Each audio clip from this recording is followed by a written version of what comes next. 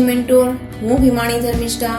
આજે આપણે ધોરણ 10 સામાજિક વિજ્ઞાન તેમનું ચેપ્ટર નંબર 18 ભાવ વધારો અને ગ્રાહક જાગૃતિ તેનો પાર્ટ 11 વિશે અભ્યાસ કરીશું।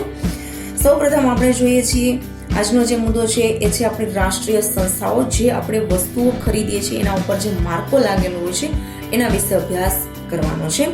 પ્રશ્ન છે, ગુણવત્તા માનક અંગેની રાષ્ટ્રીય સંસ્થાઓ વિશે માહિતી આપો।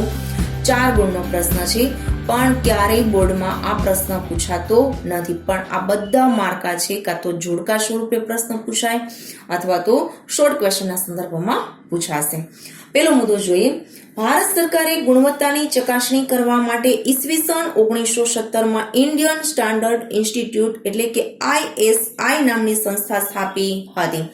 સૌપ્રથમ આપણા દેશની અંદર ગુણવત્તાની ચકાસણી માટે કઈ સંસ્થા સ્થાપાયેલી હતી? તો કે ISI। એનું ફૂલ ફોર્મ શું છે? તો કે ઇન્ડિયન સ્ટાન્ડર્ડ ઇન્સ્ટિટ્યૂટ, જે હવે ઈસવીસન 1986 માં બ્યુરો ઓફ ઇન્ડિયન સ્ટાન્ડર્ડ્સ નામે ઓળખાય છે। એટલે કે હવેથી એ ISI નામની સંસ્થા છે એ BIS ના નામથી ઓળખાય છે। તો BIS નું ફૂલ ફોર્મ શું છે? તો કે bureau of Indian standards. Short question યાદ રાખવાના છે। જે યોગ્ય ગુણવત્તા ધરાવતા વિવિધ ઉત્પાદકોને ISI માર્કો ઉત્પાદકીય ઉપકરણો પર વાપરવાની છૂટ આપે છે। એટલે કે જે ભી વેપારીઓ છે પોતાની પ્રોડક્ટ જે બહાર પાડે છે એના ઉપર ISI નો માર્કો લગાડવો હોય તો એ ISI માર્કો લગાડવાની છૂટ કઈ સંસ્થા આપે છે? તો કે BIS દ્વારા આ છૂટ આપવામાં આવે છે। ત્યાર પછી સેકન્ડ મુદ્દો, ખેતી પર આધારિત ચીજ વસ્તુઓ, વન્ય પેદાશો, બાગાયતી અને પશુ પેદાશોની ગુણવત્તાના એટલે કે ઉદાહરણ તરીકે મધ છે, ઘી છે, મરી મસાલા છે, બરાબર, વગેરે જેવી જે ખેતી આધારિત વસ્તુઓ છે એના ઉપર એગ માર્ક લગાડવામાં આવે છે। IMP શોર્ટ ક્વેશ્ચનમાં યાદ રાખવાનું છે કે એગ માર્કનો માર્કો છે એ કોના ઉપર લગાડવામાં આવે છે? તો ખેતી આધારિત વસ્તુઓ અને વન્ય પેદાશ, બાગાયતી અને પશુ પેદાશોની ગુણવત્તાના માનક ઉપર આ એગ માર્કની નિશાની લગાડવામાં આવે છે। ખેતી પર આધારિત ઉત્પાદન કાયદો 1937 માં બનાવવામાં આવ્યો હતો। આ કાયદા અંગેની સમગ્ર કાર્યવાહીનું સંચાલન છે એ ભારત સરકારના કૃષિ મંત્રાલય હસ્તક હોય છે।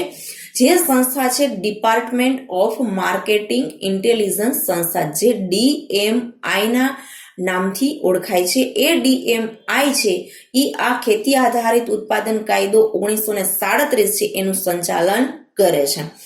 આગળ, આ સંસ્થા ઉત્પાદકોને એગ માર્ક વાપરવાનો પરવાનો આપે છે। તો તમારે પ્રશ્ન યાદ રાખવાનો છે કે ખેતી આધારિત ઉત્પાદકીય વસ્તુ ઉપર જે એગ માર્કની નિશાની લાગે છે એ એગ માર્કની નિશાની લગાડવાની પરમિશન કોણ આપે છે? તો તમારે યાદ રાખવાનું છે DMI નામની સંસ્થા। જો ગ્રાહકને માર્કા સંબંધી વસ્તુની ગુણવત્તા સંબંધી કોઈ શંકા જાગે તો તે BIS ના નજીકના પ્રાદેશિક કાર્યાલયમાં ફરિયાદ કરી શકે છે। આપણને એવું લાગે કે માર્કા સંબંધી ગલત છે, ડુપ્લિકેટ માર્કો છે એવું આપણને જણાય તો આપણે નજીકના કોઈ એવા સેન્ટરો ચાલતા હોય, બરાબર, તો એવા પ્રાદેશિક કોઈ ઓફિસો ચાલતી હોય તો ત્યાં આપણે ફરિયાદ કરી શકીએ છીએ। ત્યાર પછી ત્રીજો મુદ્દો, સોનાના દાગીનાની ખરીદી વખતે પણ BIS માર્કો લાગે છે। તેની સાથે સોનાની શુદ્ધતાનો નંબર નક્કી કરેલો છે 916 અને એ શું સૂચવે છે? તો કે 22 કેરેટ સોનાની શુદ્ધતા દર્શાવતું માર્કા સાથે હોલમાર્ક કેન્દ્ર સરકારનો લોગો લગાડવામાં આવે છે, બરાબર। પછી એને ઉદાહરણ કરીને બતાવ્યું છે કે દરેક વર્ષની અંદર પણ અલગ અલગ એને ABCD પ્રમાણે કોડ નક્કી કરેલા છે। જે તે વર્ષના હોલમાર્કિંગ થયું હોય તે વર્ષનું ચિહ્ન, ઉદાહરણ તરીકે જે છે તો જે એટલે કે 2008 માં જે સોનાની વસ્તુ તૈયાર થયેલી હોય એના ઉપર જેનો માર્કો માર્યો હોય, હોલમાર્કનું નિશાન બી હોય, સાથે સાથે 916 પણ લખેલા હશે, બરાબર, અને જે કરીને લખ્યું હશે તો એ 2008 ની અંદર તૈયાર થયેલું સોનું છે એવું સૂચવે છે। તો ABCD પ્રમાણે આવા કોડ નક્કી થયેલા હોય છે। ઉપરાંત જ્વેલરી બનાવનાર અને વિક્રેતાનો લોગો શુદ્ધતા અને ગુણવત્તાની ગેરંટી પણ આપે છે। એટલે કે આ જે લોગો લાગે છે એ શુદ્ધ સોનું વાપરેલું છે, 22 કેરેટ સોનું પણ વાપરેલું છે, બરાબર, અને જ્વેલરી બનાવનાર એટલે કે જે બનાવવા વાળો વ્યક્તિ છે અને વિક્રેતા એટલે વેચનાર છે, બરાબર, સેલર છે, તો એ આપણને ગેરંટી આપે છે કે જે છે એ શુદ્ધ છે અને ગુણવત્તા વાળું સોનું છે। જો વિદ્યાર્થી મિત્રો આપ હજુ સુધી મારી ચેનલ પર નવા હો તો ચેનલને સબસ્ક્રાઇબ કરો, બેલ આઇકન ઉપર પ્રેસ કરો જેથી અમારા તમામ નવા વિડીયો તમારા સુધી જલ્દીથી પહોંચી શકે। વિડીયો પસંદ આવે તો લાઈક કરો અને આપના ગ્રુપમાં શેર કરો। ત્યાર પછી ચોથો મુદ્દો છે, જો આગળ, જામ, ફ્રૂટ, જ્યુસ, કેન કે ટીનમાં એક પેક કરેલા ફળો અને શાકભાજીના ઉત્પાદક પર FPO નો માર્કો લગાડવામાં આવે છે.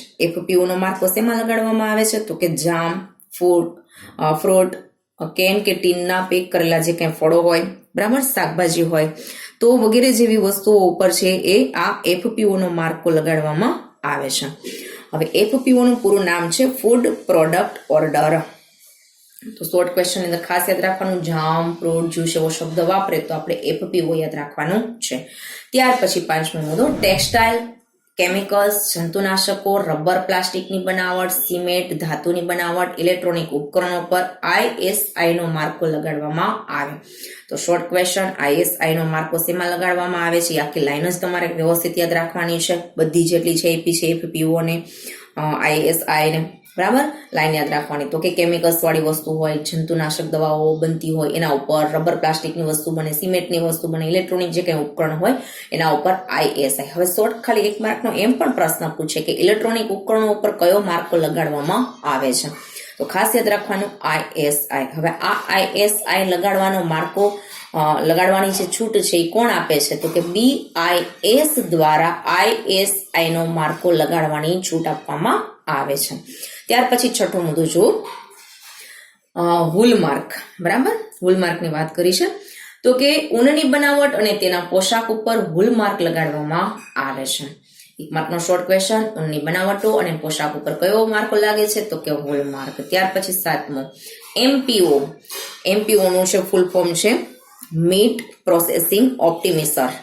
માંસ અને મટનની પેદાશો અને તેમાંથી બનેલી બનાવટો ઉપર MPO નો માર્કો લગાડવામાં આવે છે. તો માંસ અને મટન આવે તો MPO યાદ રાખવાનું છે.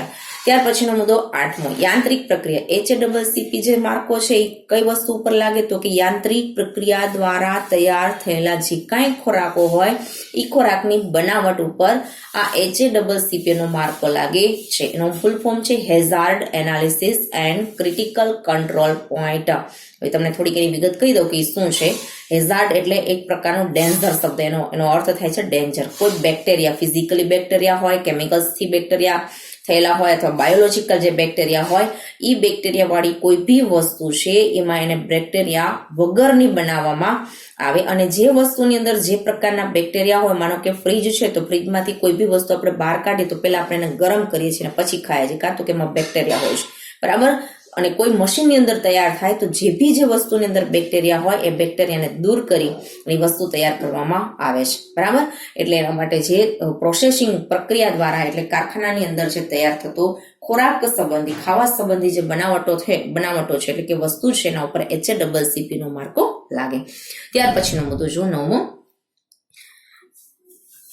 સાબુ, ડિટર્જન્ટ, કાગળ, લુબ્રિકેટિંગ ઓઇલ, પેકેજિંગ મટીરિયલ, રંગ રસાયણો, પાવર કોટિંગ, બેટરી, સૌંદર્ય પ્રસાધનો, લાકડાના બદલે વપરાતી વસ્તુઓ, ચામડાની અને પ્લાસ્ટિકની બનાવટો, આ બધી ચીજ વસ્તુઓ ઉપર ECO નો માર્કો લાગે છે.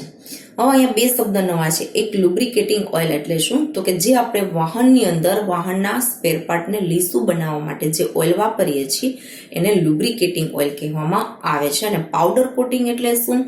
તો કે કોઈ ધાતુની વસ્તુ, માનો કે લોખંડ છે, એલ્યુમિનિયમ છે, એના ઉપર કલર કરવાનો થાય છે તો હેન્ડ પંપ દ્વારા જે ફુવારાથી કલર કરવામાં આવે એને પાવડર કોટિંગ કહેવામાં આવે છે. તો આ બધી જે ચીજ વસ્તુઓ છે એના ઉપર ECO નો માર્કો લાગે છે.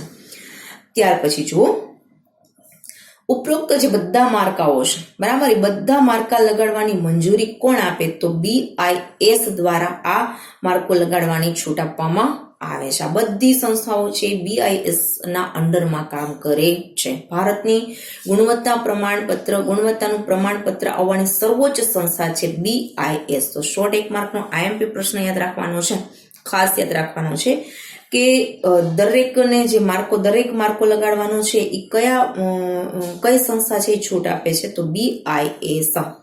હવે આગળ જુઓ, આંતરરાષ્ટ્રીય કક્ષાએ સંસ્થાઓ.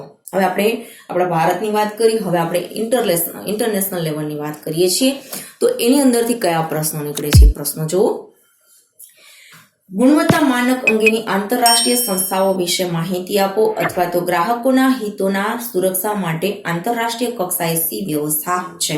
તો આંતરરાષ્ટ્રીય લેવલે આવી બે સંસ્થાઓ આવેલી છે. એક છે CAC અને એક છે ISO. બરાબર, બે સંસ્થાઓ કામ કરશે. શબ્દ વપરાય છે આંતરરાષ્ટ્રીય સંગઠનોને સ્ટાન્ડર્ડાઇઝેશન એટલે કે ગુણવત્તાનું માનક અંગેની કામગીરી આ બે સંસ્થાઓ દ્વારા થાય છે. એમાં પેલી સંસ્થા છે ISO. હવે ISO નું ફૂલ ફોર્મ શું છે? International standardisation organisation. હવે આ સંસ્થા છે એ આંતરરાષ્ટ્રીય ઉત્પાદકોને પ્રમાણિત કરવાનું કામ કરે છે. બરાબર, જેનું મુખ્ય મથક ક્યાં આવેલું છે? તો કે સ્વિટ્ઝરલેન્ડનું પાટનગર છે જીનીવા. શોર્ટ IMP પ્રશ્ન યાદ રાખશું. ત્યાર પછી તે કોઈ આ સંસ્થા જે છે એની સ્થાપના 1947માં થઈ છે.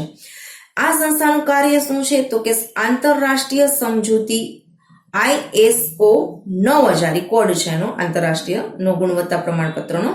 એ અનુસાર આંતરરાષ્ટ્રીય ગુણવત્તાનું પ્રમાણપત્ર ઉત્પાદન એકમોને તથા સંસ્થાઓને આપવામાં આવે છે.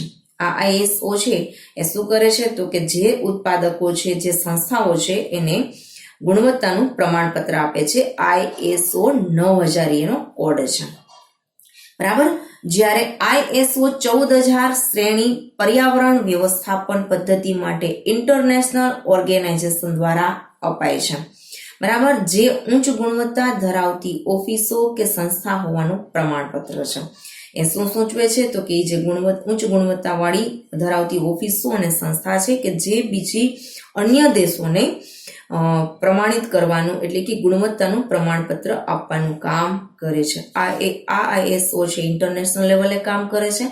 એની સાથે આપણી ભારતની BIS, બરાબર, BIS છે એ સંસ્થા ISO સાથે રહીને કામ કરે. ભારતની સર્વોચ્ચ સંસ્થા તો BIS, ઇન્ટરનેશનલની કઈ સંસ્થા સાથે કામ કરે? તો કે ISO સાથે રહીને કામ કરે.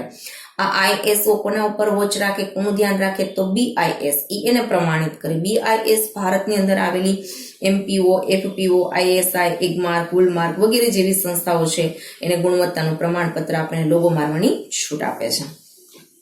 ત્યાર પછી બીજી સંસ્થા છે CAC. હવે આ પ્રશ્ન છે કેટલા ગુણમાં તમારે યાદ રાખવાનો છે? 4 ગુણમાં. પણ બે સંસ્થા અલગ અલગ પૂછાય કે ISO સમજાવો, CAC સમજાવો, તો બે ગુણના અલગ અલગ પ્રશ્નમાં પૂછાઈ શકે. CAC નો ફૂલ ફોર્મ છે કોડેક્સ એલિમેન્ટરીયસ કમિશન. ખોરાકને લગતું આંતરરાષ્ટ્રીય કમિશન છે. શોર્ટ ક્વેશ્ચન યાદ રાખવાનો છે.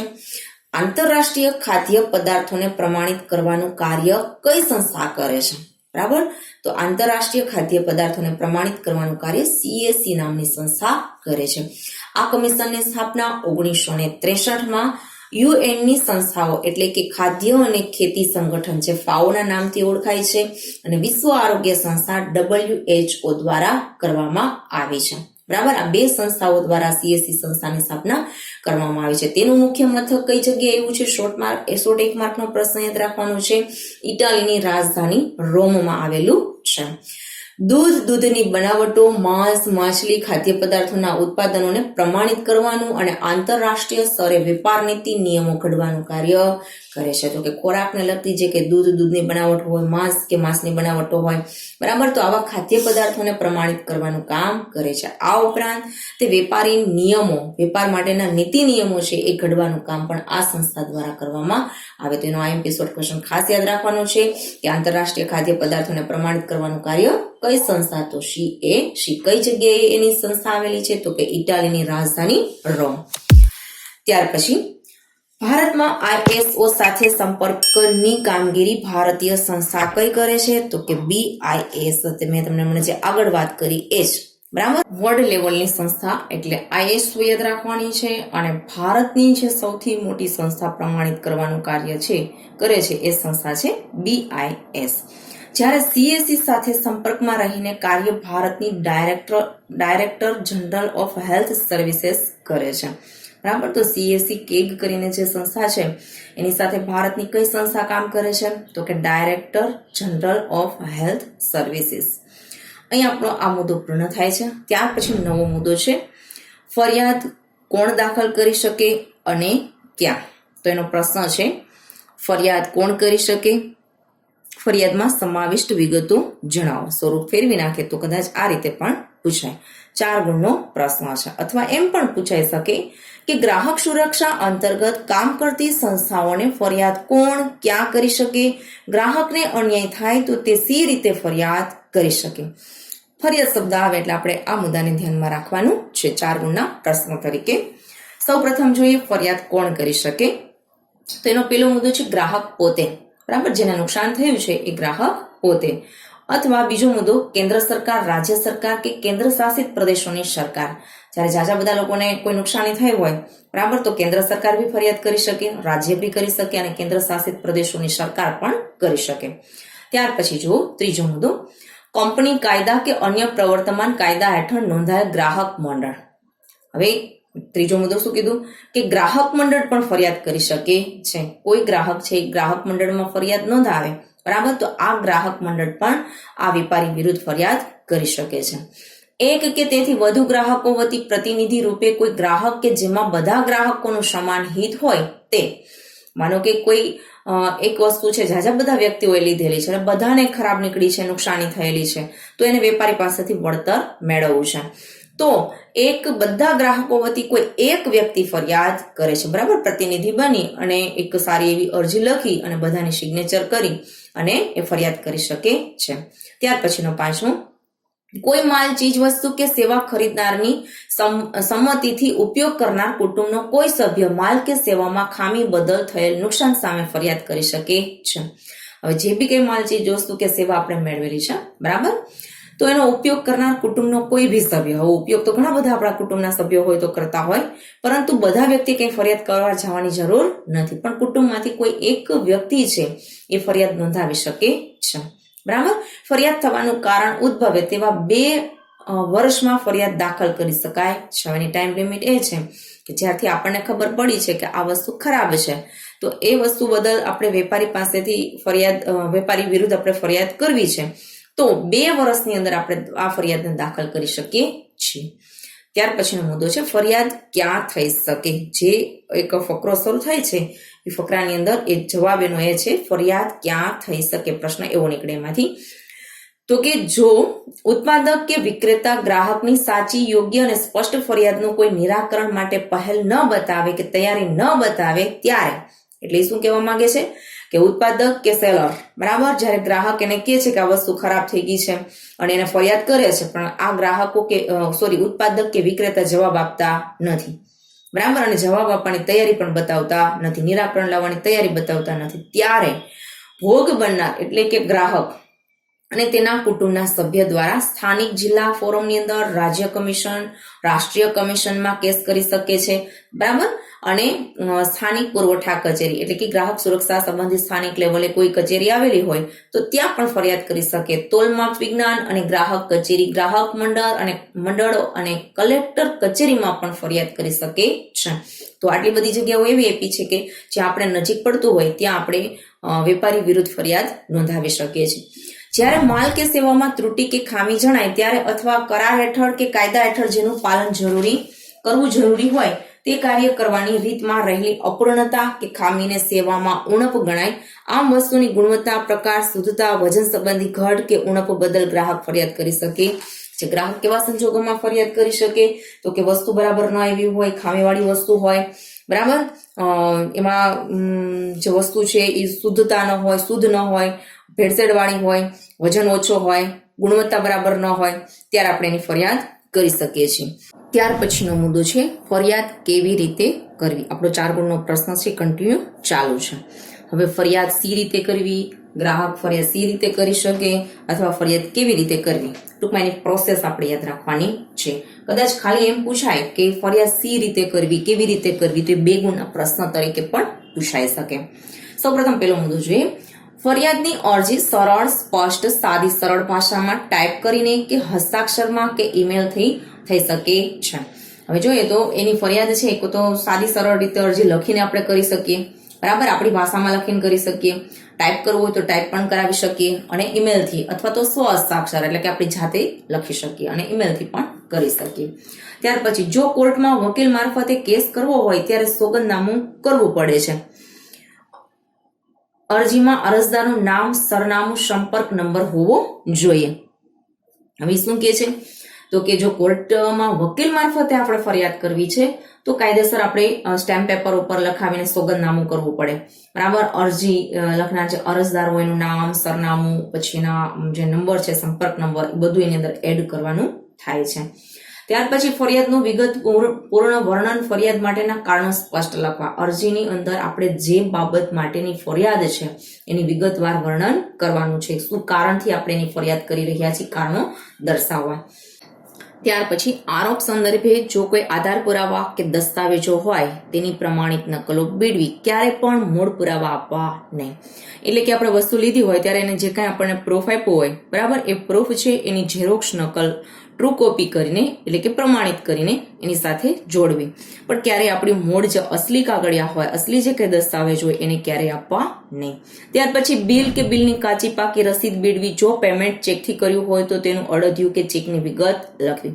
બિલ આપ્યું હોય તો એની ઝેરોક્સ કોપી આપવી. જો પેમેન્ટ છે એ ચેકથી કર્યું હોય તો ચેકનું પ્રૂફ છે એ એની અંદર જોડવું. ત્યાર પછી વિક્રેતાએ કરેલી શરતો, જાહેર ખબરની નકલ, ગેરંટી વોરંટી કાર્ડ, પેમ્ફલેટ્સ કે પોસ્પેક્ટસની નકલ મેળવી. હવે જુઓ કે આપણે કોઈ જાહેર ખબર આવી હોય છાપાની અંદર અને એના દ્વારા આપણે વસ્તુ લીધી હોય તો એ જાહેર ખબરની નકલ મેળવી. ગેરંટી વોરંટી કાર્ડ હોય તો ગેરંટી વોરંટી કાર્ડ છે એની સાથે અરજી સાથે જોડવું.